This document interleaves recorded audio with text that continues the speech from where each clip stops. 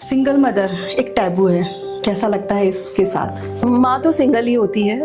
Single parenting में हाँ वो इतना आसान नहीं होता। आजकल बड़ा चल रहा है कि लड़कियां डिवोर्स लेती हैं, एलिमनी लेती हैं और चली जाती हैं। अगर हम ये उल्टा सवाल पूछे कि अगर ये आदमियों की ही आदत है, एक लड़की के साथ आपने अपना जी भर लिया और आपको उस एक्सपेक्टेशन वो नहीं आपकी पूरी हुई, तो ससुराल वालों को या सासों को तो हिटलर बनते हुए देखा ही है, लेकिन कई रोज मैंने माओं के भी देखे हैं जो कहीं ना कहीं इसकी जड़ होती हैं। क्योंकि पितृसत्ता का इतना गहरा प्रभाव है ना आज तक भी कि माएँ भी पितृसत्ता में बदल जाती हैं। कि हम वुमेन्स डे तो मनाते हैं, लेकिन उतने ही ज्यादा हमारे यहाँ पर अभी भी रेप केसेस हो रहे हैं। आप अपने जीवन में एक भी स्त्री को पोषित कर लेते हो ना, आपने वुमेन्स डे मना लिया। एक लड़की के लिए दो ही घर होते हैं, शादी से पहले माँ बाप का घर, फिर ससुराल, और अगर ससुराल में किसी भी कारण कोई समस्या आ जाए तो फिर से माँ बाप का घर। ये उन पर एक लानत, एक शर्म जैसा एक थप्पड़ लगना चाहिए कि आप अपनी बेटी को, जिसको आपने इतने सालों तक अपने घर में पाला है, आप उसको एक ये एहसास नहीं दिला सकते कि बेटा ये आपका ही घर है। आपने कपड़े खोल दिए, शरीर नोच दिया, वो प्रिपरेशन थी, वो तैयारी थी, वो हुआ नहीं है। कोई जैसे कोई डिश बन रही हो ना, जब कोर्ट ही नहीं समझ रहा, कोर्ट के कई फैसले नहीं समझ में आते हैं। शुरू में मैंने पढ़ाई की तरफ मेरा ध्यान इसलिए नहीं था कि मुझे पढ़ना था, शुरू में मेरा ध्यान इसलिए था कि मुझे अपने आप को बचाना है। कभी ऐसा लगा कि मैं बहुत थक गई हूँ, मैं बहुत हार गई हूँ? लगता है, मुझे अक्सर लगता है मैं टूट गई हूँ। तो रोज रोज अपने टुकड़े समेटना, ये काम सिर्फ एक औरत ही कर सकती है। ये वाली क्षमता आदमियों में नहीं होती।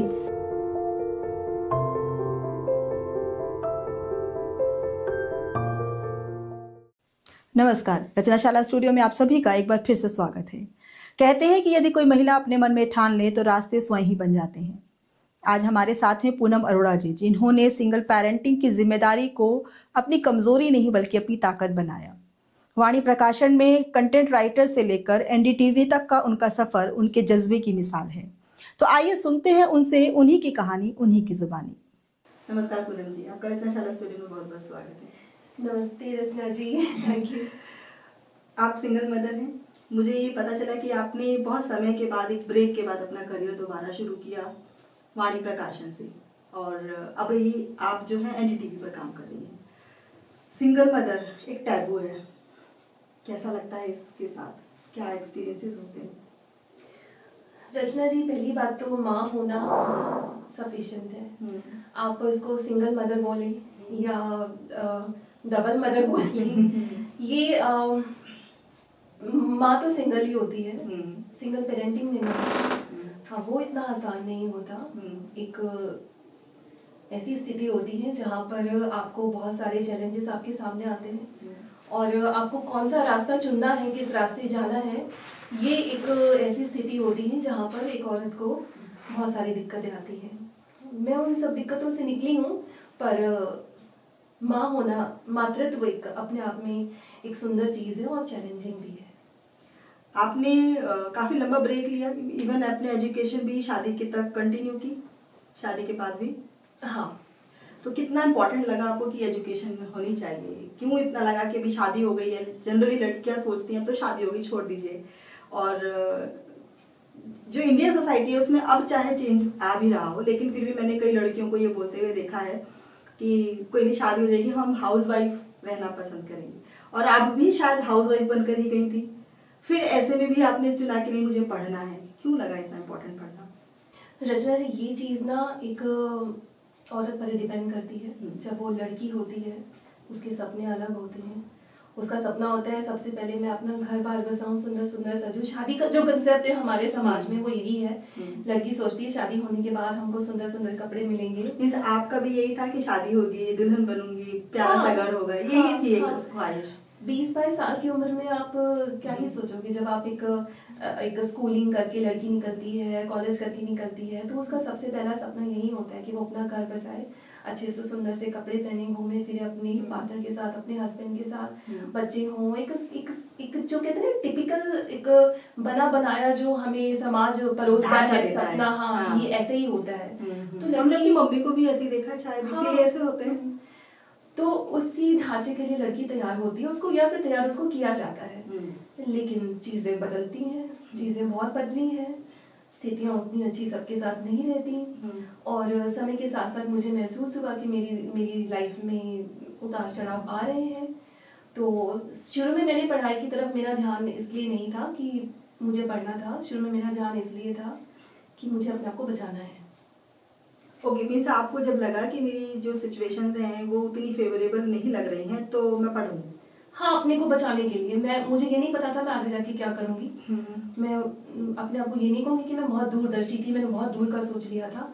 मैं छोटे छोटे कदमों से अपनी, जैसे गाड़ी चलती है ना तो जितनी उसकी हेडलाइट की रोशनी चलती है उतना ही देख पा रही थी मैं बहुत दूर का नहीं देख पा रही थी। वो मुझे बहुत, इतनी पास से भी 4 कदम के आगे से तो मुझे अंधेरा नजर आ रहा था।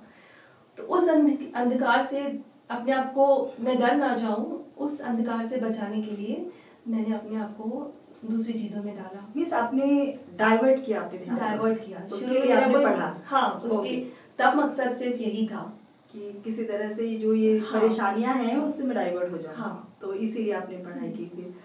फिर आगे क्या हुआ, जो जब आप कह रहे हैं आपकी शादी के में परेशानियां आने लगी, फिर आगे? हाँ, सबका जीवन, वैवाहिक जीवन इतना सुखद नहीं भी हो पाता, दुर्भाग्य से मेरा भी नहीं रहा। और लेकिन मैं अब ब्लेम गेम में नहीं पड़ूंगी, क्योंकि चीज़ें जब हम उम्र के साथ मैच्योर हो जाते हैं तो हम अपने को भी ब्लेम करना बंद कर देते हैं और सामने वाले को भी। मुझे लगता है कि फिर एक ये स्थिति आ जाती है कि शायद यही होता था और आप एक्सेप्ट कर लेते हो। क्योंकि मेरे केस में बहुत सारी चीज़ें वैसी नहीं थी, जैसे एक स्तर से नीचे जाके नहीं थी जहाँ पर एक लड़की की डिग्निटी बहुत ज़्यादा हार्म हो जाती है, मरने जीने का सवाल आ जाता है। मेरे साथ ऐसी स्थिति थी जहाँ पर चीज़ें बातों के स्तर पर, समझदारी के स्तर पर, व्यवहारिक स्तर पर बिगड़ रही थी। तो वो चीज़ें लंबे समय तक चलती रही, और कोई भी चीज़ लंबे समय तक पड़ी रहती है, जड़ कर जाती है, फंगस लग जाती है, सड़ जाती है।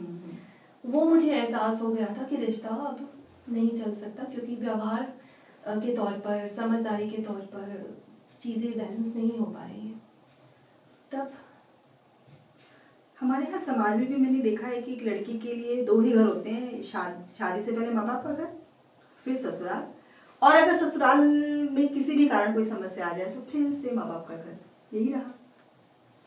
तो लड़की को तो रहना चाहिए, उसके 2 घर हैं, ठीक है, वापसी अगर उसकी उस तरफ है तो उसको अपना हक इस चीज के लिए समझना चाहिए कि मेरा घर है ये। इसमें शर्माने की या डरने की या फिर अपने आप को एक कदम पीछे रखने की बिल्कुल जरूरत नहीं है। उसका घर है, वो है।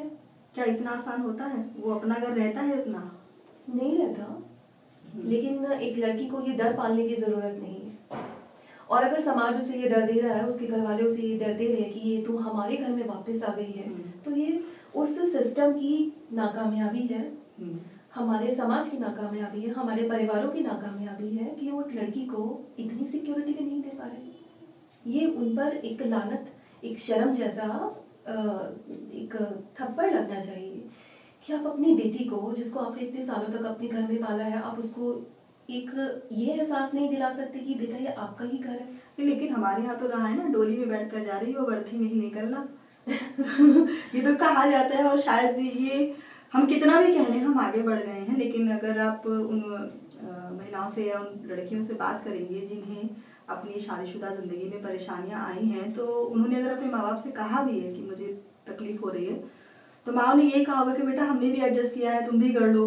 हाँ, ये सब तो होता है, थोड़ी कोशिश कर लो। अब वो कोशिश कितनी बड़ी है ये नहीं शायद कोई समझ पाता, बस ये रहता है कोशिश कर लो। तो हमने ऐसे अपने समाज में लड़कियों को, बहुत सारी लड़कियों को खोया है ना। फिर अगर हम उनको ये चीज नहीं बोलते तो लड़कियां आत्महत्या नहीं करती, घर छोड़ के अपने ऊपर बहुत सारी पीड़ाएं लेके अपने ऊपर कमाने के लिए नहीं निकलती। कमाती हैं, पढ़ती हैं, अच्छी बात है, लेकिन अगर ये कहा जा रहा है आज के समय भी, बहुत दुर्भाग्य है हमारे समाज का, माएँ ही बोलती हैं। हाँ, सबसे पहले माँ ही बोलती है। ये हम लोग, अगर मैं कहूँ तो मैंने ससुराल वालों को या सासों को तो हिटलर बनते हुए देखा ही है, लेकिन कई रोज मैंने माओं के भी देखे हैं जो कहीं ना कहीं इसकी जड़ होती हैं। हाँ, होती है। क्योंकि हिटलर होने का मतलब ये नहीं है कि वो बुरा व्यवहार कर रही है, ये भी है कि वो अपनी बेटी की तकलीफ नहीं समझ रही है।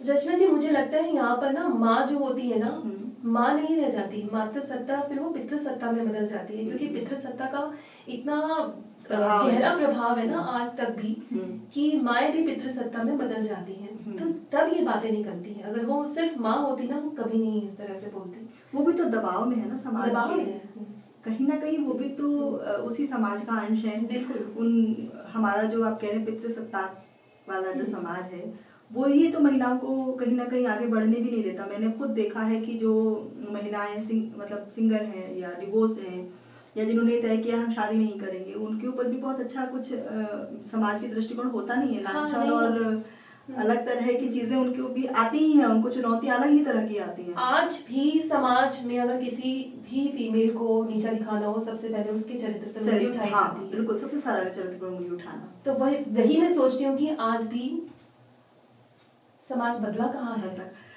क्योंकि कहते हैं ना कि एक स्त्री को दबाने का सबसे सरल तरीका है उसके चरित्र पर उंगली उठाना, वो वहां दब जाएगी। पर समाज कहीं, या स्त्रियों का कहीं, लड़कियां बदल रही है, स्त्रियां बदल रही हैं, और उन्हें ये उनका फंडा समझ में आ चुका है। हाँ। समाज की जो घटिया जो तरीका है किसी फीमेल के प्रति अपनाने का, ये हम सब समझ चुके हैं। हम उसको एक्सेप्ट करें या नहीं करें, लेकिन जो लड़की अगर निकली है अकेले रास्ते पर अपने आप को बचाने के लिए, अपने आप को एक नए तरीके से, नए ढंग से जीने देने के लिए, वो इस चीज को ज्यादा बॉदर नहीं मतलब ये हालात हमारे हाथ में नहीं है, मगर उनसे टूटना है या मजबूत बने रहना ये तो हमारे हाथ में है। बिल्कुल। तो ये महिलाओं को करना पड़ेगा कि मजबूत होना है। मजबूती तो सबसे पहले आपको सीखनी है, वो चाहे आप कमा के करें, पढ़ के करें, अपने आप को संवार के करें, अपने फैसले खुद लेकर करें। आपको बहुत मुश्किलें आएंगी, बहुत मुश्किलें आएंगी, बहुत उंगलियां उठेंगी। आपकी करियर आप कौन सा चुनती हैं उसके लिए भी आप पर उंगलियां उठेंगी। आप पर ये उंगलियां उठेंगी कि आप किस सेमिनार के लिए जा रहे हो, आप किस समय कहाँ जा रहे हो, कितने बजे आ रहे हो। नहीं तो अंदरूनी तौर पर समाज आज भी नहीं बदला है, वैसे का वैसे ही है, लेकिन आपको रुकना नहीं है।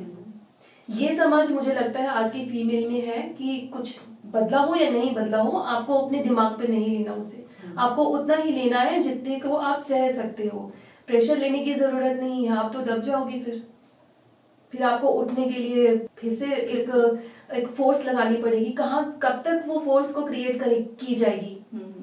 आखिर एक फीमेल इंसान ही तो है ना, कोई वो पत्थर की तो बनी है नहीं। बिल्कुल ठीक है। और उसके पास कहते हैं घर का भी दबाव है, फिर वर्क प्लेस के भी प्रेशर है, फिर सोसाइटी का भी प्रेशर है, फिर अपने भी इमोशंस हैं, जो टूटे हुए रिश्तों से परेशान है। तो जब इतना दबाव आता है तो कहीं ना कहीं बहुत मुश्किल हो जाता है चीज़ों को संभालना। मैंने बहुत सारी एजुकेटेड लेडीज़ को भी हम कहते हैं कि अगर हम लड़कियों को शिक्षित कर दें तो काफ़ी हद तक समस्याओं का हल हो जाएगा, या लड़कियां अगर अपने पैरों पर खड़ी हो जाएं तो भी कहीं ना कहीं उनको क्या कहते हैं डोमिनेट करना या उनका शोषण करना कम हो जाएगा। लेकिन मैंने कई ऐसे लोगों को भी देखा है जो बहुत हाईली एजुकेटेड भी हैं और अच्छे पोस्ट पर भी हैं, बावजूद इसके वो शोषण का शिकार हैं अपने घरों में।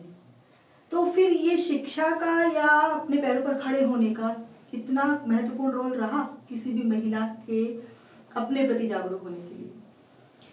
देखिए, मूल रूप से स्ट्रक्चर जो है ना सोसाइटी का वही है, बदलाव उसमें थोड़े थोड़े हुए हैं, हम इसको भी अनदेखा नहीं कर सकते।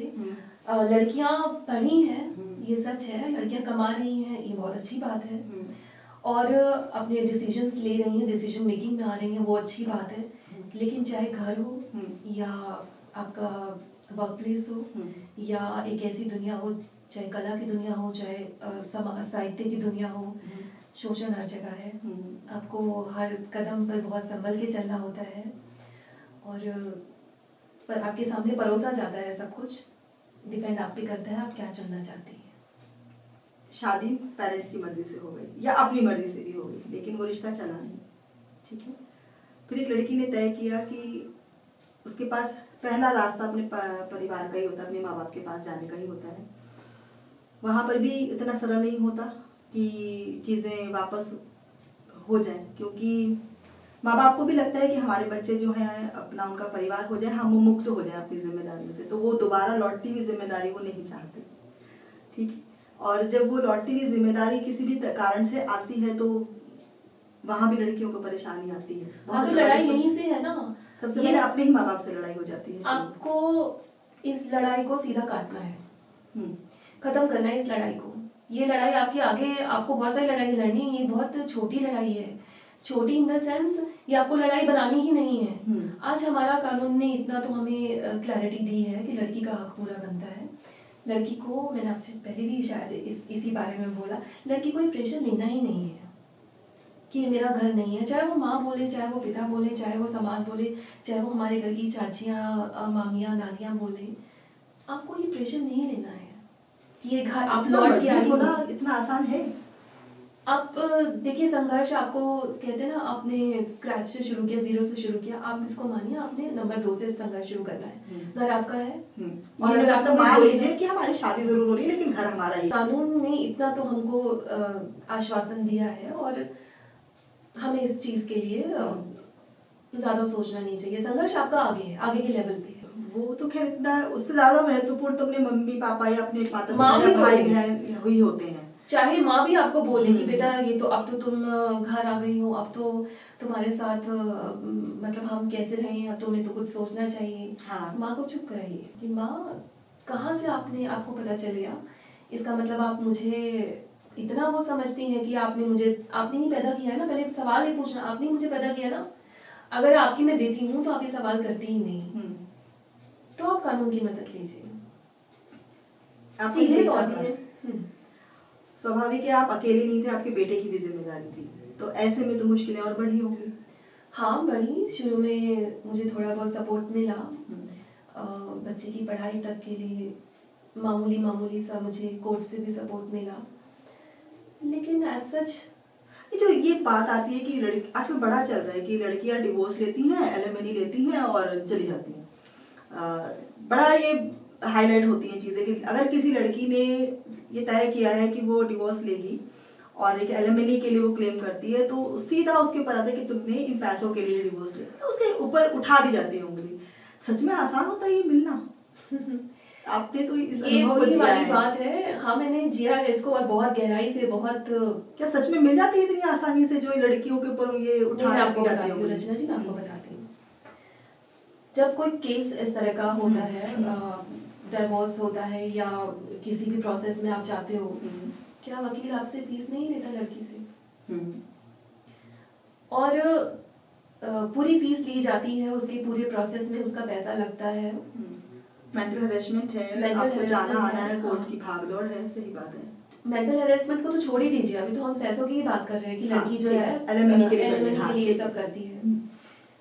कौन इतना गिरा हुआ होगा जो एलिमनी के लिए करेगा? और अगर हम ये उल्टा सवाल पूछे कि अगर ये आदमियों की ही आदत है, एक लड़की के साथ आपने अपना जी भर लिया और आपको उस एक्सपेक्टेशन वो नहीं आपकी पूरी हुई, या आप किसी और ही एक्सपेरिमेंटल मोड में हो अपने विवाह को लेकर, अपने रिश्तों को लेकर या अपने शरीर को लेकर भी, तो अगर ये सवाल उठाया जाए कि हमने आपकी वो एक्सपेक्टेशन ही नहीं पूरी कर पाए, तो और आपकी एक्सपेक्टेशन कुछ इंसानी ना हो, कुछ अलग हो, तो ये महिला इतना खुलकर बोलती कहाँ है?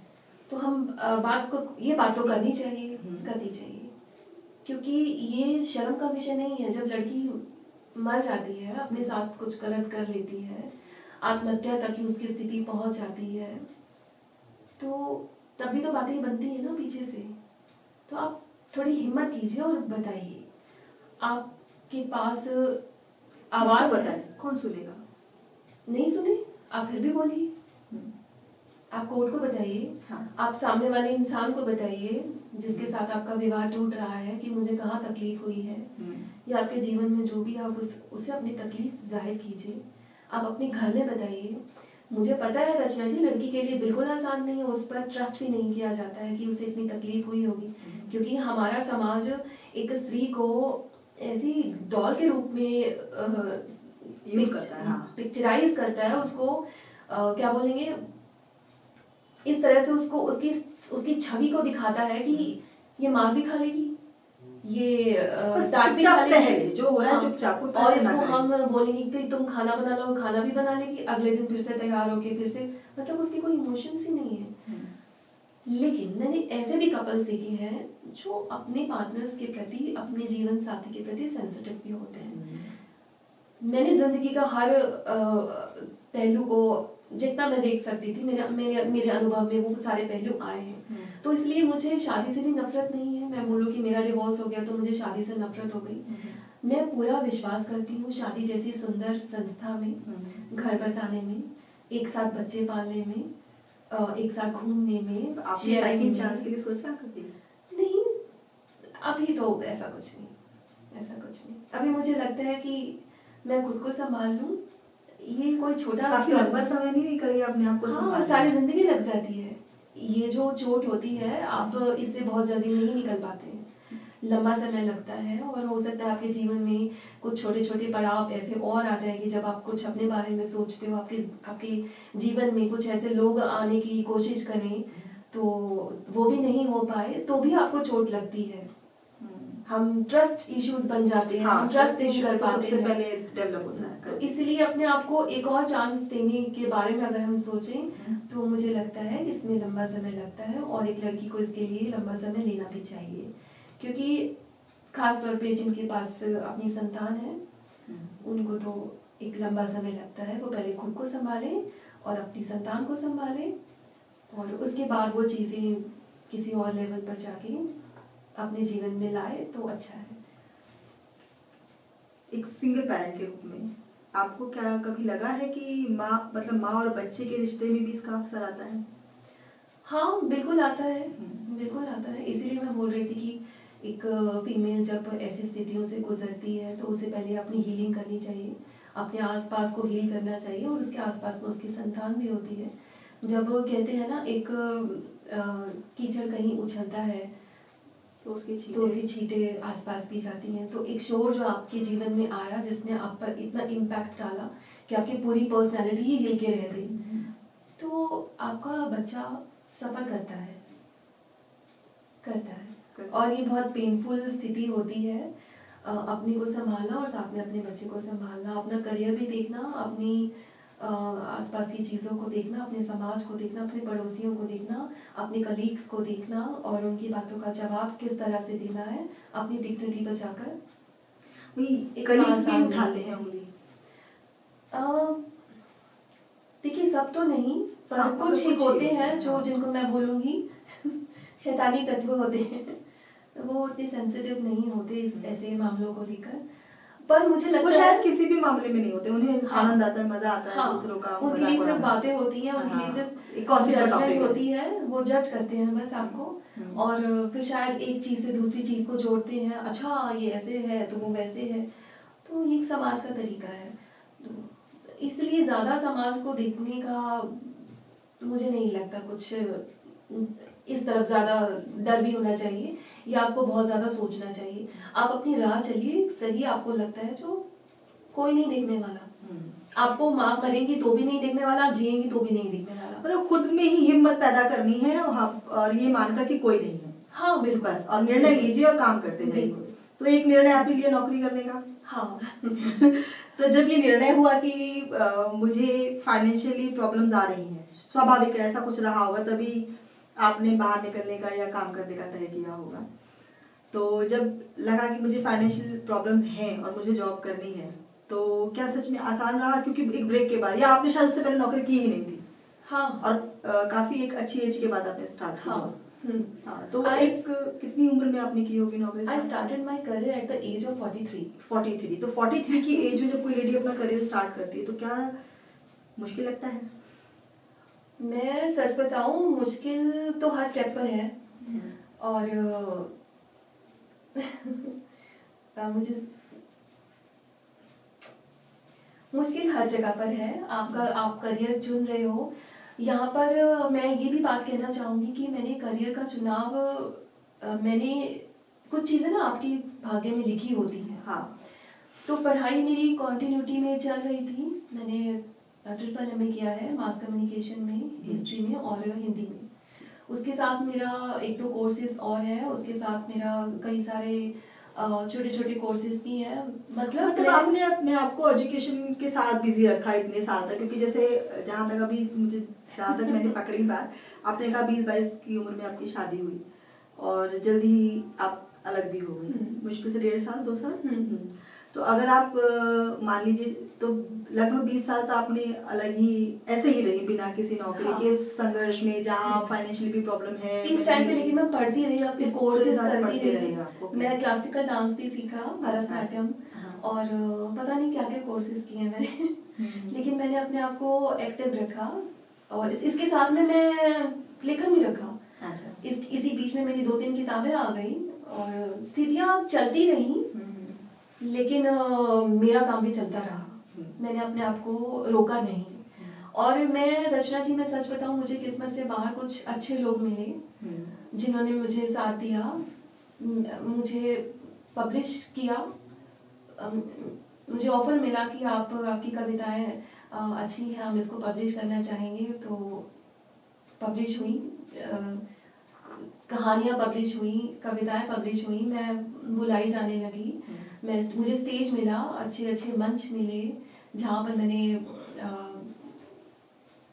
पर्चे भी पढ़े, जहाँ पर रिसर्च पेपर्स मैंने पढ़े और कविताएं पढ़ी अपनी। तो मैं ये बोलूँगी कि मेरे पास जितना मेरी ज़िंदगी का एक पक्ष परेशानियों से भरा हुआ, जहाँ पर मैं अपने आप को खोज नहीं पा रही थी, बिल्कुल उसी के अगर हमें देखो इस साइड पर एक अलग ही दृश्य था। यहाँ पर मेरे पास अवसर थे, यहाँ पर मेरे पास मेरी पहचान के लिए लोग खड़े थे कि अरे तुम तो ये कर सकती हो, क्या तुम ये करना चाहोगी? तो इसी तरह से वाणी प्रकाशन से मेरा जुड़ाव हुआ। अच्छा, पहली नौकरी आपकी वाणी प्रकाशन? हाँ, पहली नौकरी। वहाँ पर मैं एसोसिएट एडिटर थी। अदिति महेश्वरी के साथ मैंने काम किया है, बहुत सुलझी हुई महिला है। और वहाँ पर मैंने बहुत सारी नई चीज़ें सीखी। मैंने किताबों पर बहुत लिखा। ऑब्वियसली आप समीक्षाएं किताबों की, हाँ, ब्लर्ब्स थे, उनको पढ़कर हम लोग बहुत काम किया करते थे, चाहे वो लाइक हो, चाहे वो किताबों के बारे में हो, चाहे वो इवेंट्स हो, हर चीज़ में मैं बोलूँगी कि अदिति जी से मुझे बहुत कुछ सीखने को मिला। और उसी को अगर मैं अपने अनुभव को बोलूँ कि वो मेरा बेस था, तो वो चांस मुझे वहाँ से मिला था। एक मेरी किताब भी वही वाणी प्रकाशन से आई है, कामना इन पर था। तो वो हमारा एक अलग ही जुड़ाव था कि ये मेरी ऑथर भी है और मेरी एसोसिएट एडिटर भी है। तो मैंने वहाँ से बहुत सीखा और मेरा बेस बना दुनिया में निकलने का। वो मुझे पहला प्लेटफॉर्म था जहाँ से मैं चढ़ी कि अब मैं एक अलग दुनिया में कदम रख, कहीं ना कहीं हिम्मत भी बढ़ गई। हाँ, हिम्मत भी बढ़ी, बहुत सारी चीज़ें मैंने सीखी वहाँ से। तो लिखने पढ़ने को एक अलग तरीके से देखा, क्योंकि अभी तक तो मैं अपने लिए लिख रही थी। अभी तक मैं कविताएं लिख रही थी जहाँ मैं अपना मन उड़ेल रही थी, अभी तक मैं नॉवल लिख रही थी, अभी तक मैं पर्चे लिख रही थी, रिसर्च कर रही थी। लेकिन एडिटर की पोस्ट पर आने के बाद तो चीज़ें बदल गई। फिर मैंने दूसरों का लिखा पढ़ना शुरू किया, दूसरे किस तरह से सोचते हैं, किस माइंडसेट के लोग हैं। मुझे एक प्रॉपर मंच मिला ये समझने के लिए। तो मेरी कहेंगे कि बाहर निकलने की पहली पाठशाला वही थी और मेरे लिए बहुत बड़ा प्लेटफॉर्म था जहाँ पर मैं दुनिया को एक कदम ऊंचे से देख पा रही थी। फिर अगली सीढ़ी NDTV सीधा? हाँ, अगली सीढ़ी कहते हैं ना, आप काम करते जाओ, आपको आपकी योग्यता के अनुसार काम मिलता जाएगा। ठीक बात है। और दूसरी सबसे बड़ी बात ये है कि रचना जी, मैं बताऊँ, आपको कहीं ना कहीं अंदर एक सत्ता पर विश्वास करना चाहिए। वो विश्वास मेरा मजबूत था हमेशा से कि मैं जहाँ भी जाऊँगी ना, ईश्वर मुझे ठीक से ले जाएंगे, कोई बात नहीं। अगर मुझे धक्के भी मिलेंगे कहीं से, या मुझे कहीं ऐसा अनुभव भी मिलेगा कि जो मेरे लायक नहीं हो, या मुझे जिसने तोड़ा हो फिर से, तो शायद मैं उसी के लायक थी। मैंने इस चीज़ को ऐसे एक्सेप्ट किया है। तो स्वीकार भाव जो होता है ना अपने थोड़ा सा, जैसी भी परिस्थिति मिली है उसे स्वीकारो और उसके अनुसार अपने आप को ढाल कर काम कर लो। ये भी इतना आसान नहीं होता कि आप कैसी भी अच्छी खराब हर स्थिति को अपना लो, लेकिन एक सत्ता पे विश्वास जब आप करते हैं ना, तो हो जाता है ये। इसके लिए तो मजबूर मतलब आप कह रहे हैं कि एक व्यक्ति अगर अपने आप को स्पिरिचुअली ग्रो अप कर ले तो उसको जितनी भी मुश्किलें हैं, कठिनाइयां हैं, उनके साथ बैलेंस करना आसान है। हाँ, बहुत मदद मिलती है और मैंने ये रास्ता अपनाया और कृपा है हो जाता है सब। कभी ऐसा लगा कि मैं बहुत थक गई हूँ, मैं बहुत हार गई हूँ? हाँ, डेली लगता है मुझे। अभी? हाँ, लगता है मुझे हर अक्सर लगता है मैं टूट गई हूँ, मैं फिर से टूट गई हूँ। तो रोज रोज अपने टुकड़े समेटना? हाँ, एक औरत का काम यही है। ये काम सिर्फ एक औरत ही कर सकती है। ये वाली क्षमता आदमियों में नहीं होती कि वो रोज अपने टुकड़े जोड़े, रोज अपने आप को अपने धागे से अपनी सिलाई करे, अपने मन को फिर से उसकी ठुकाई पिटाई करके उसको अगली सुबह के लिए नए संघर्ष के लिए तैयार करे। तो मतलब एक स्त्री जो है घर में भी एक संघर्ष करती है। मैं अगर बात करूँ, ये तो चलिए आपकी एक अलग स्थिति है, लेकिन जितनी भी कामकाजी महिलाएं हैं और जिनका अपना परिवार है, वो भी तो संघर्ष ही कर रही होती हैं। हाँ। वो कौन सा आसानी से इतनी नौकरी कर पाती नहीं, है? आसान कुछ भी नहीं है। और ये महिलाओं के लिए इतना कठिन क्यों हो जाता है? समाज की हमारा स्ट्रक्चर, ये हमारा समाज। अगर जैसे अब मेरी बेटी होती तो अभी मेरा काम होता कि उसको जो समाज मुझे मिला है वैसा आसपास उसको ना मिले। हाँ, ये काम माँ का दायित्व, ये माँ का दायित्व होता है कि ये मेरी बेटी को वो तकलीफ नहीं हो जो मैंने झेली। हाँ, नहीं तो हम जनरली कहते हैं कि हाँ बेटा हमने भी तो यही देखा है, सर ऐसा ही होता है, तभी नहीं बदल पाती चिंता। तो कहीं ना कहीं महिलाओं की स्थिति, महिलाओं को ही बदलने की जरूरत है, कोई और नहीं बदलेगा। लेकिन महिलाएं एकजुट हों, इसके लिए क्या करना चाहिए? क्योंकि महिलाओं को ये समझने में ही तो पूरी जिंदगी निकल जाती है कि ये हमारे अधिकार है। ये सबसे बड़ी समस्या ना मुझे ऐसा लगता है खड़ी हो गई है कि जो आज महिला को कंपटीशन या बचने की जरूरत पुरुष से ही नहीं बल्कि एक महिला को दूसरी महिला से भी हो रही है। ये इतनी खतरनाक स्थिति है। एक औरत ही दूसरी औरत की दुश्मन होती है, ये कहा जाता है। हम लोग कितना भी ये कहें कि ये समाज हमें जीने नहीं देता, ये समाज हमें परेशान करता है, हमारे ससुराल वाले, हमारे पीहर वाले, लेकिन अगर देखा जाए तो औरत ही औरत की सबसे बड़ी परेशानी हाँ, ये सच है, कड़वा सच है। और जब तक ये स्थिति रहेगी ना, आई एम सॉरी टू से, स्थिति कभी नहीं बदल सकती। चाहे वो कितना ही बड़ा झंडा उठा लो आप फेमिनिज्म का, कितना ही बड़ा आप क्रांतियां कर लो, अगर आप एक औरत दूसरी औरत के साथ नहीं खड़ी उसकी स्थितियों में, उसके सम्मान में, उसकी इज्जत में, उसके काम में, उसके इमोशंस में, तो समाज नहीं बदल सकता। हम भी बड़े धूमधाम से वुमेन्स डे मनाते हैं तो वुमेन्स डे सच में क्यों लगता है कि होना भी चाहिए? नहीं, जरूरत ही नहीं है। मतलब महिलाओं को उनके अधिकार मिल जाए बस। देखिए, हमारे पास एक बड़ा सुंदर कॉन्सेप्ट है अर्धनारीश्वर का। हाँ। तो हम वुमेन्स डे को तो ईश्वर ने भी सेलिब्रेट किया है अपनी शक्ति को। ये कौन सा women's day, father's day, mother's day, मुझे इनमें विश्वास सच नहीं है। आप मनाते हो, बहुत अच्छी बात है, ठीक है, एक सुंदर भावना है जिसको आप एक कलेक्टिव उसमें जाके मनाते हो, कलेक्टिवली मनाते हो। अपनी माँ को फूल देना, अपनी जो भी आपके जीवन में आपकी स्त्रियां हैं उनको सम्मान से देखना, उनको रियलाइज कराना कि हम आपके संघर्ष को देख रहे हैं और हम रिस्पेक्ट कर रहे हैं। ठीक है, आपने एक दिन चुन लिया, लेकिन हमारे पास तो ऑलरेडी एक बड़ा ही सुंदर कॉन्सेप्ट है अर्धनारीश्वर का, जहाँ शिव और शक्ति साथ में चलते हैं। हमारे यहाँ प्रकृति को हमेशा से सेलिब्रेट किया गया। कामाख्या मंदिर है, यहाँ पर काली है, देवियां हैं, 9 दुर्गा है। तो फिर हमारे यहाँ पर सब कुछ है। हमें उस कॉन्सेप्ट में जाने की जरूरत ही नहीं है कि जहाँ पे मदर्स डे, फादर्स डे या वुमेन्स डे मनाया जाए। ठीक है, सेलिब्रेट कर रहे हो, बहुत अच्छी बात है, लेकिन आपको अपनी जड़ों को नहीं भूलना चाहिए। इसी में एक बात और जोड़ना चाहूंगी कि हम वुमेन्स डे तो मनाते हैं, लेकिन उतनी ही ज्यादा हमारे यहाँ पर अभी भी रेप केसेस हो रहे हैं। हाँ, और हमारे यहाँ पर कन्या पूजन का भी कंसेप्ट है, लेकिन कहाँ लड़कियों को इतना एक मान लिया गया शोषण का विषय। किसी भी तरह से शोषण हो सकता है उसका। हाँ। तो ये ऐसे में ये वुमेन्स डे कितना सार्थक लगता है आपको? अभी तो एप्स्टीन फाइल्स खोले जा रहे हैं, और नया मुद्दा उठा है एप्स्टीन फाइल्स का, वहां पर और ही नए आंकड़े निकलकर, नई चीजें निकल कर आई हैं। और ऐसे में जो ये आडंबर जैसा नहीं लगता वुमेन्स डे?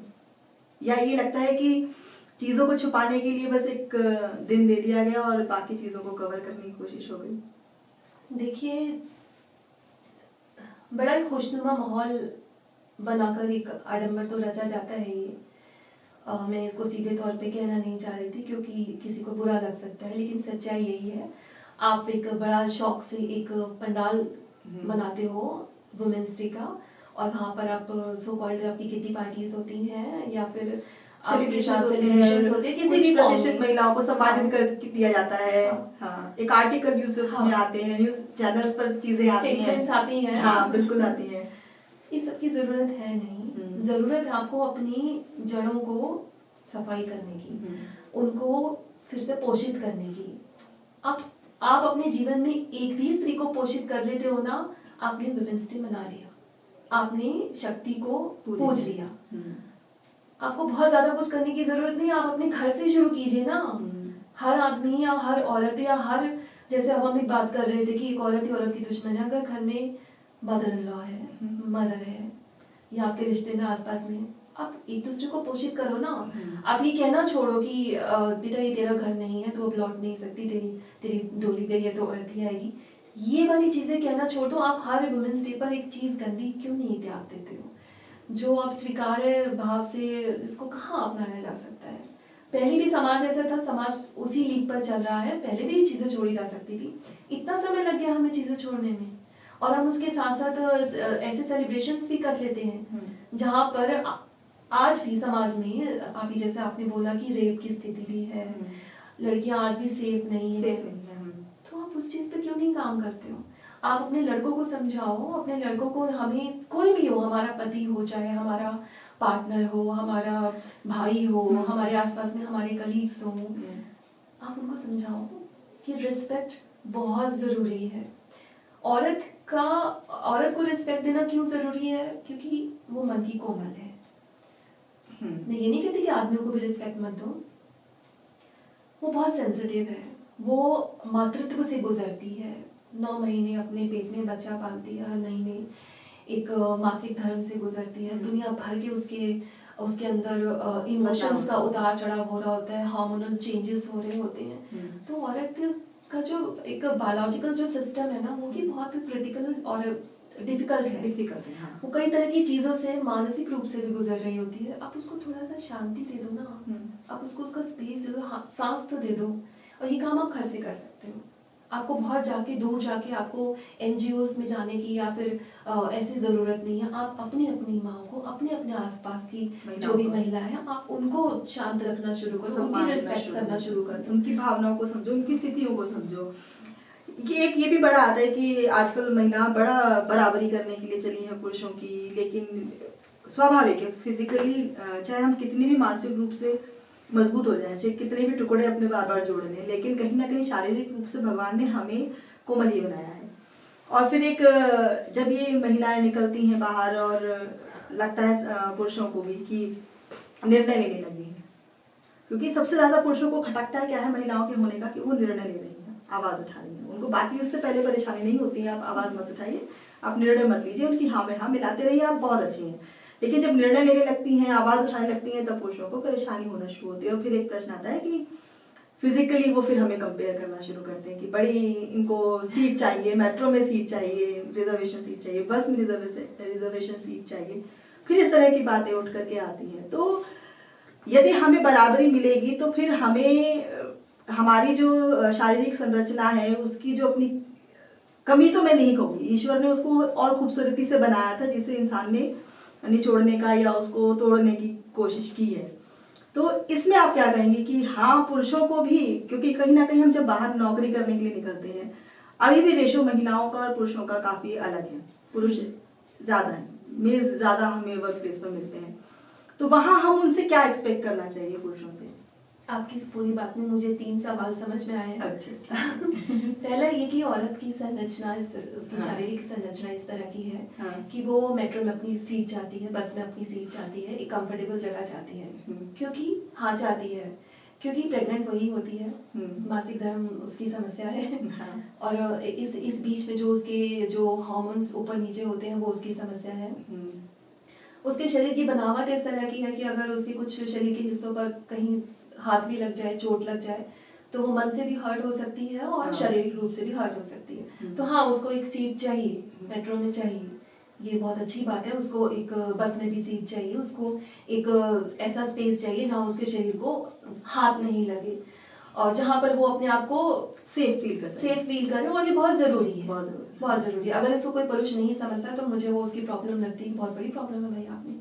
आप नॉर्मल इंसान नहीं नहीं, हैं। लड़कों को हमने ये तो जिन्होंने बस में ट्रैवल करती हैं लड़कियां, उन्होंने देखा है कि कितना मोलेस्टेशन बसेस में होता है, बहुत आम है। और वो एक क्या इम्पैक्ट, लॉन्ग टर्म इम्पैक्ट लड़की के ऊपर छोड़ता है, हाँ। ये कोई नहीं समझ सकता। ये उसी लड़की को पता होता है कि उसके मन पर क्या गुजरी है। कहने वाले ने या करने वाले ने तो कहा कि मैंने सिर्फ छुआ, लेकिन उस छूने ने ही कितना प्रभाव डाल यहाँ दिया। पर मुझे एक चीज याद आ गई, मैं बताती हूँ, एक एग्जांपल देती हूँ मैं आपको। एनडीटीवी में मैं स्पेशल प्रोजेक्ट्स में काम करती हूँ, जहाँ पर हमारे पास एक स्टोरी आई है। हम लोग जेआरसी के साथ काम करते हैं, जो कैलाश सत्यार्थी का ऑर्गेनाइजेशन है, जस्ट राइट्स फॉर चिल्ड्रन के लिए। अभी हम एक इस पर काम ही कर रहे थे, तो एक स्टेटमेंट मुझे मिली जहाँ इलाहाबाद हाई कोर्ट की है। बड़ा ही उसको परिभाषित किया गया है कि नहीं, लड़की के साथ जो मतलब घटना घटी है, यौन उत्पीड़न उसका किया गया है, 11 साल की लड़की थी, कि उसके साथ उसके कपड़े मतलब खोले गए हैं और उसे नाले में खींचा गया था और उसके साथ उसके प्राइवेट पार्ट्स पर नोचा गया उसको। ये डिफाइन किया गया है इलाहाबाद हाई कोर्ट ने कि ये प्रयास, ये प्रिपरेशन थी। हाँ, यस, हाँ, छूना खाली रेप नहीं है। हाँ, आपने कपड़े खोल दिए, शरीर नोच दिया, वो प्रिपरेशन थी, वो तैयारी थी। वो वाली है। कोई जैसे कोई हाँ। डिश बन रही हो ना, हम तैयारी करें, तो मुझे ऐसे सुनाई दिया कि क्या ही कहा जाए जब कोर्ट ही नहीं समझ रहा। कोर्ट के कई फैसले नहीं समझ में आते हैं, पर फिर मैं यही बोलूंगी कि वो भी एक इंसान ही है। इसी इंसान कंडीशनिंग भी ये इस देश में हुई है। हाँ, आप छोड़ दीजिए, क्योंकि वो संपूर्ण मनुष्य है, वो भी नहीं है। और ये भी बहुत दुर्भाग्य की बात है कि हम ऐसी ऐसी कंडीशंस में औरतों को, बच्चियों को डाल रहे हैं कि ये रेप नहीं था, ये रेप की तैयारी थी। और जिस बच्ची के साथ ये चीजें घटी या जिस भी महिला के साथ ये चीजें घटती है, वो सारी जिंदगी इसे नहीं भूलने देती। सही बात। तो लोगों को, समाज को, कोर्ट को, जितने भी हमारे आसपास के लोग हैं, संवेदनशील होने की बहुत जरूरत है, एम्पैथी की बहुत जरूरत है, जो नहीं है। समाज नहीं बदल सकता जब तक ये बेसिक चीजें नहीं आएंगी, हम करुणा नहीं अपनाएंगे। करुणा आपके जीवन में जिस दिन आ गई, आपके जीवन में बदलाव है, आपके आसपास के लोगों के जीवन में बदलाव है। और ये बदलाव इतना बड़ा होता है कि आप, जैसी सत्ता हमें ईश्वर ने दी है मनुष्य होने की, उसकी गरिमा की, उसकी गंभीरता की, वो तब आप पा सकते हैं। अगर आप संवेदनशील नहीं है तो बहुत कुछ खो देंगे, आप आपा ही खो देंगे। कोर्ट का, जैसे आपने कहा, इलाहाबाद कोर्ट का ये स्टेटमेंट आया है। और जब हम बात करते हैं कि चलो हमें अगर समाज से, हमारे परिवार से अधिकार नहीं मिल रहा है, तो हम कानून का सहारा लेते हैं। और अगर ऐसे में कानून, कोर्ट ही अगर इस तरह की स्टेटमेंट्स देने लगता है, तो फिर स्त्री के पास और रास्ता क्या रह जाता है? स्त्री के पास रास्ता यही है कि वो अपने आप को मजबूती दे। मैंने दोनों बातें बोली हैं कि कोर्ट की तरफ से हमें आश्वासन है कि हम अपने अधिकारों के बारे में जान सकें। दूसरी तरफ हमारी कोर्ट ही होती है जो कई बार इस तरह की स्टेटमेंट्स दे देती है, जिसको मैं संवेदनशील तो बिल्कुल नहीं कहूँगी ऐसे में। और दूसरी बात यह है कि मैं खुद ऐसे फैसलों की रही वो व्यक्ति, मतलब कोर्ट के साथ भी इतना आसान नहीं है कोर्ट में जाकर खड़े होना और लड़ना। बिल्कुल आसान नहीं है, बिल्कुल आसान नहीं है। आप पूरी तरह से खाली हो जाओगे, सिर्फ अपनी जेब से नहीं, अपने बैंक अकाउंट से नहीं, निचुड़ जाओगे आप। रिश्तों से भी, भावनाओं से भी, आपकी ऊर्जा चली जाएगी, आपकी एनर्जी चली जाएगी। और जो अभी हम बात कर रहे थे कि औरत के पास एक क्षमता होती है कि वो अपनी सिलाई खुद कर सके, अपने आप को खुद जोड़ सके, अपने आप को फिर से राख से उठा सके, उस चीज में, उस प्रोसेस में ढिलाई आ जाती है। इसीलिए अपने आप को सेफ रखो, अपने आप को मजबूत रखो, बिल्कुल फोकस आपके अपने ऊपर होना चाहिए। मेरे रिश्तेदार भी नहीं है, मेरे बहुत ज्यादा मेरे अपने भी नहीं है। ये जो चीज है ना, आपको जो मेरा कोई अपना नहीं है कि मुझे खुद पर काम करना है, ये आपको तब समझ में आएगी जब आप थोड़े से स्पिरिचुअलिटी की तरफ जाओगे। और लोग हो सकते हैं मुझे आउटडेटेड बोलें कि आप पता नहीं किन भगवान की बात कर रही है, कौन से स्पिरिचुअल उसकी बात कर रही है। मैं भी कोई संत नहीं बन गई हूँ। संत होना तो एक अलग ही लेवल की बात है। मैं कह रही हूँ कि आप अपनी खोज शुरू कीजिए। आपके जीवन में बहुत सारे उतार चढ़ाव आएंगे, अपने अंदर लौटिए, अपनी पड़ताल कीजिए कि मेरे को करना क्या है, आखिर मेरे लिए रास्ता क्या है। वो आप ही बेहतर चुन सकती हो। आपका कोर्ट नहीं चुन सकता, आपका समाज नहीं चुन सकता, आपके आसपास के लोग नहीं चुन सकते, वो आप ही चुन सकते हो। इसके लिए बहुत हिम्मत चाहिए और इसके लिए हिम्मत आपको स्पिरिचुअलिटी देती है, ये मैं आपको गारंटी से कह सकती हूँ। क्योंकि ये हमारे लिए सहारा नहीं है कि कोई स्पिरिचुअली किसी भी चीज नहीं, अपने आप को अध्यात्म से जोड़ना या मेडिटेशन करना कहीं ना कहीं हमारे जो खौलते हुए विचार है उनको शांत करता है। आपके हमारे भागते हुए अलग अलग दिशाओं में भागते हुए विचार अलाइन हो जाते हैं। देखिए, नर्वस सिस्टम को ये डाउन करता है, हील करता है, वो ताकत देता है कि आप अपने आप को बार बार हील कर सकें। क्योंकि किसी भी औरत की जो खास तौर पे जैसे देखिए कि सिंगल पेरेंटिंग में है या अपनी शादी टूटने से अलग रह रही है या अपना करियर चुनने के लिए आगे बढ़ रही है, किसी भी स्थिति में वो आगे बढ़ रही है, उसके लिए इस रास्ता कभी आसान नहीं है। तो स्पिरिचुअलिटी आपको सहारा नहीं देती। ये कहते ना, अरे भगवान का ही सहारा है, ये आपको सिर्फ सहारा नहीं देती, ये आपको दोबारा से गढ़ने की ताकत रखती है। तो अगर आप बोले कि हमें फ्री की जो दवाई चाहिए जिसपे कोई पैसा खर्च नहीं हो रहा, तो आप ये दवा को आजमा सकते हैं। आप धामों पर विश्वास रखिए, नदियों पर विश्वास रखिए, अपनी प्रकृति से जुड़िए, जो आपसे कूल डाउन कर रहा है उसकी से जुड़िए, किसी भी आर्ट फॉर्म से जुड़िए। अच्छा पूनम जी, आजकल आपने नोटिस किया है कि जो यंग जनरेशन की गर्ल्स है वो शादी नहीं करना चाहती हैं। ऐसा क्यों लगता होगा कि वो क्यों शादी से भाग रही हैं? वो यही सब देखकर भाग रही हैं कि ना तो आपको प्रॉपर रिस्पेक्ट मिल रही है, ना ही आपको समझा जा रहा है, और शायद कहीं ना कहीं वो अपनी पीछे की पीढ़ी, अपनी माँ और नानी की पीढ़ी को देखकर भी वो ये डिसीजन ले सकती है कि शादी करके आपने घर में ही रहना है, आपने घर के काम करने हैं, बातें सुननी है, और आपको किसी बड़े मुद्दे में बात नहीं करनी है। आपकी हाँ की कोई वैल्यू नहीं है, आपकी एक्चुअली वैल्यू है ही नहीं। जो करेगा आपका पति करेगा, आपका हर फैसला वो लेगा। तो कहीं ना कहीं बराबरी ये होता है ना हमारी इंडियन सोसाइटीज में कि कोई भी अगर घर में डिसीजन लिया जा रहा है तो फीमेल्स को इंक्लूड ही नहीं किया जाता। हाँ, नहीं किया जाता, ज्यादातर नहीं किया जाता। थोड़ा सा मैं बोलूंगी समाज बदला है, समय बदला है। हाँ। जो एक साथ कमा रहे हैं, एक साथ अपना घर चला रहे हैं, वो थोड़ा बहुत करते हैं। वो एक मतलब वो बहुत रेशो कम है, लेकिन मेजॉरिटी हमारे पास तो अभी भी उन लेडीज ज्यादा हैं जो हाउसवाइफ्स हैं, जो कहीं ना कहीं फाइनेंशियली भी अपने हस्बैंड पर ही डिपेंडेंट हैं। और मैं एक चीज बताती हूँ, मेरे एक नोन में ही, मैं रिश्ता नहीं बता सकती, बहुत क्लोज वन है वो मेरी, लेकिन उन्होंने मेरे से आकर के बोला कि व्हेन आई डिसाइडेड कि मैं स्कूल छोड़ देती हूँ, I was working as a teacher 15 सालों से।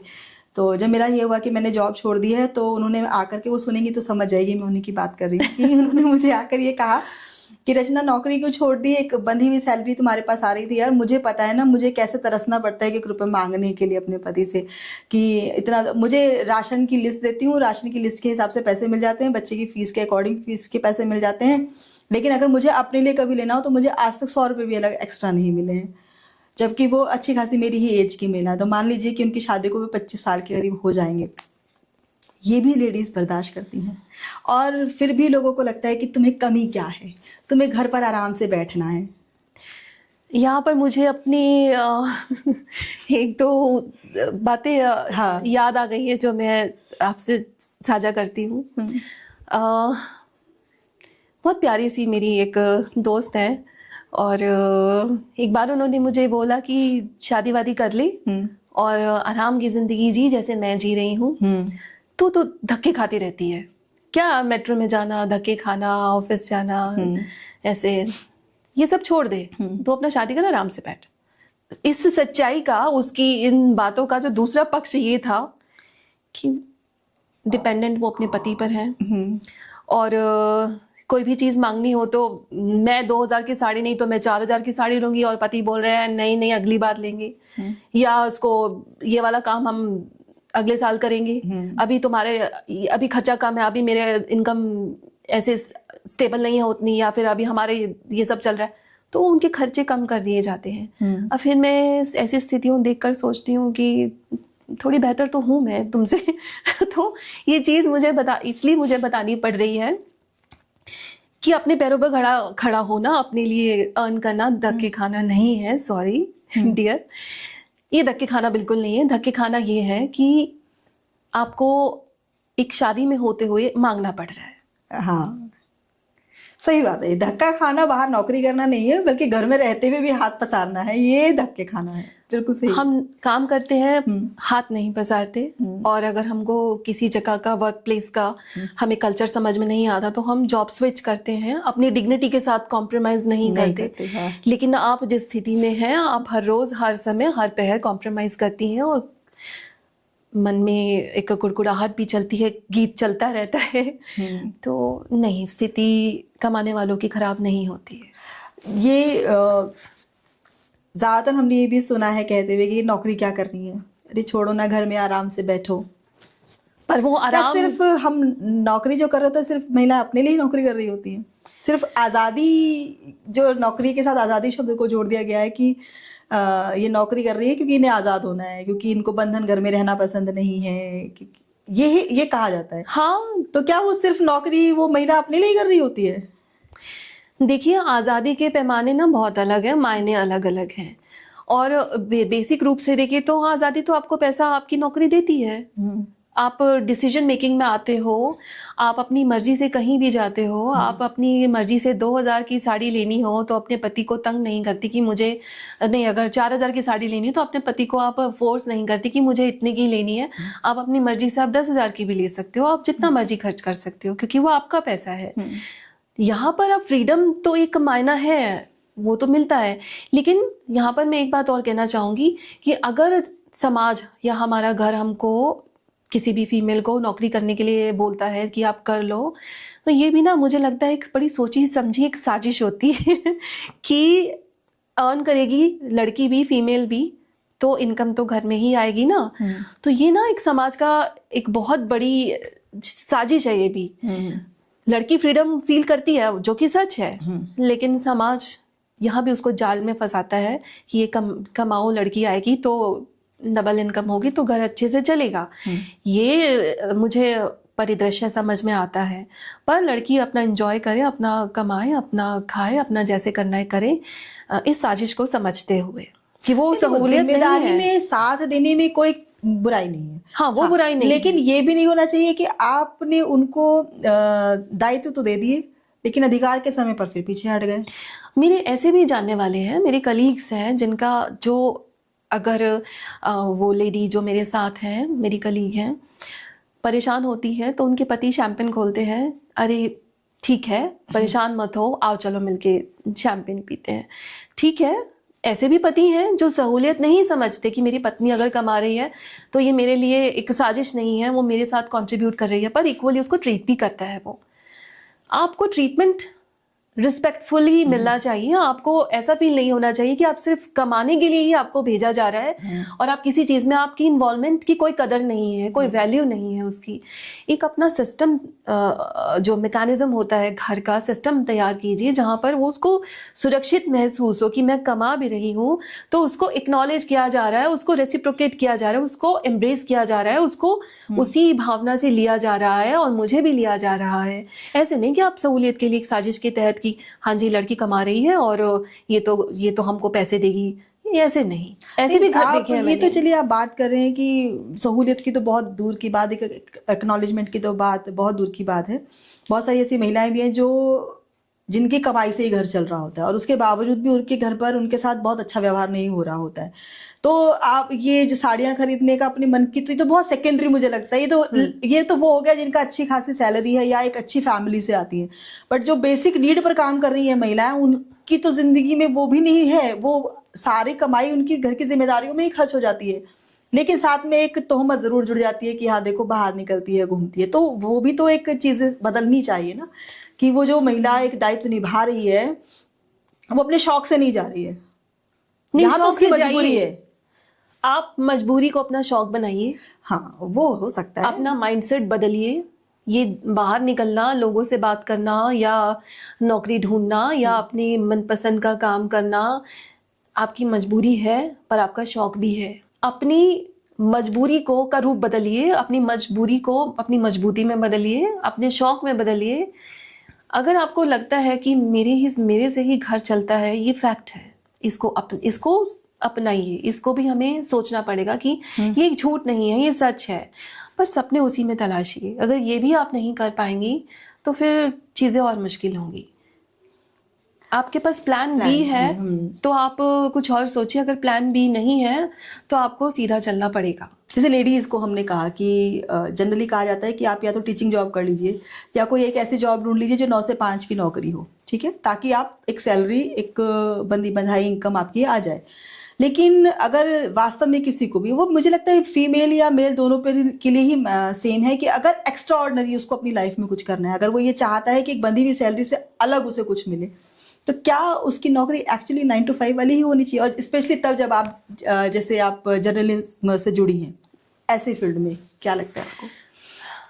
अगर तो आपका सपना बड़ा है तो आप अपनी सीमाओं को तोड़िए।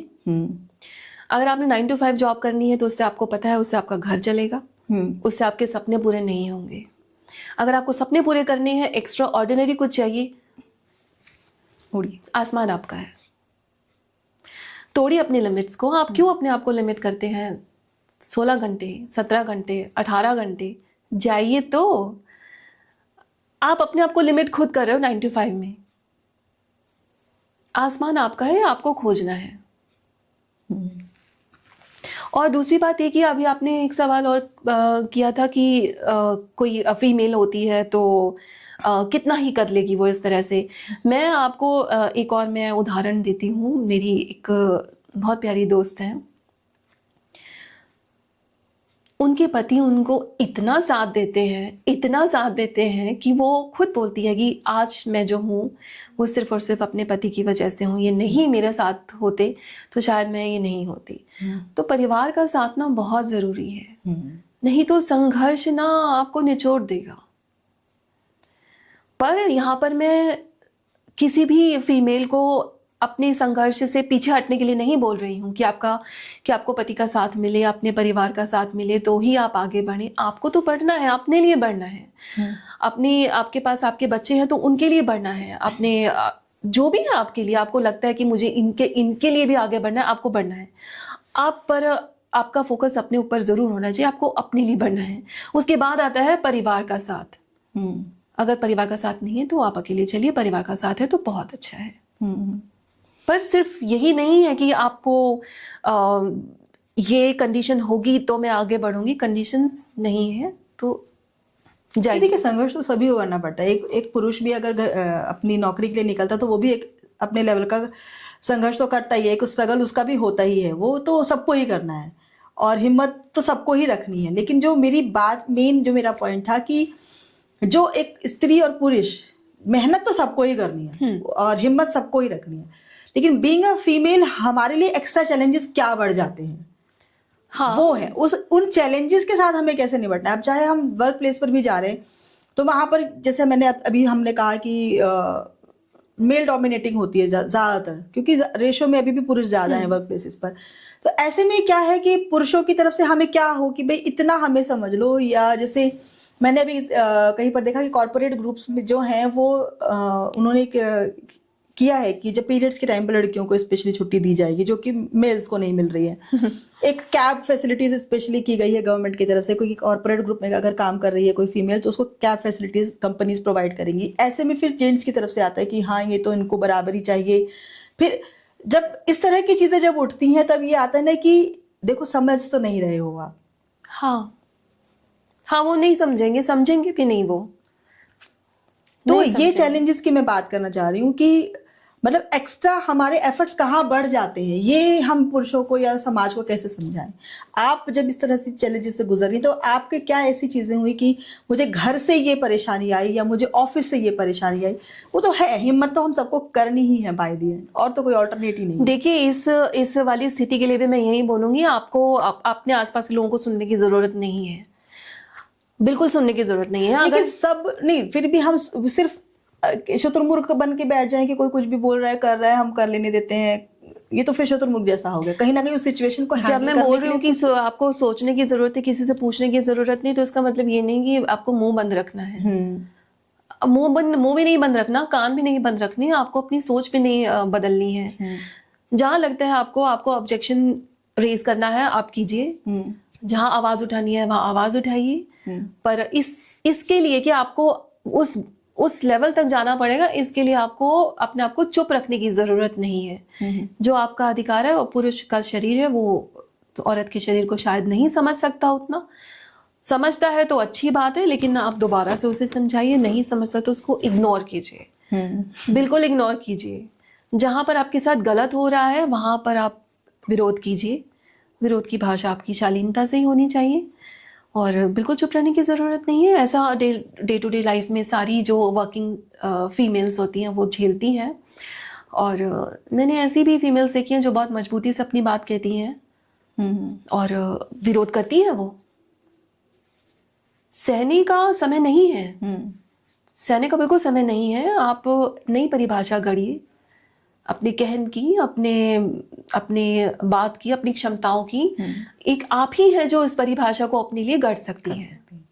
मतलब आपका यही है कि हमें किसी से आस रखनी ही नहीं है, हमें अपनी लड़ाई खुद लड़नी है, अपने निर्णय लेने हैं एक मजबूत सोच के साथ। एक रास्ता लंबे लंबे हमें कोई ऑब्जेक्टिव्स नहीं बनाने, हमें छोटे छोटे कदम चल रहे हैं। छोटे छोटे कदमों से ही हमारी दिशा तय हो जाएगी। और सबसे पहले तो स्त्रियों को, महिलाओं को दूसरों से आस लगानी ही छोड़ देनी चाहिए।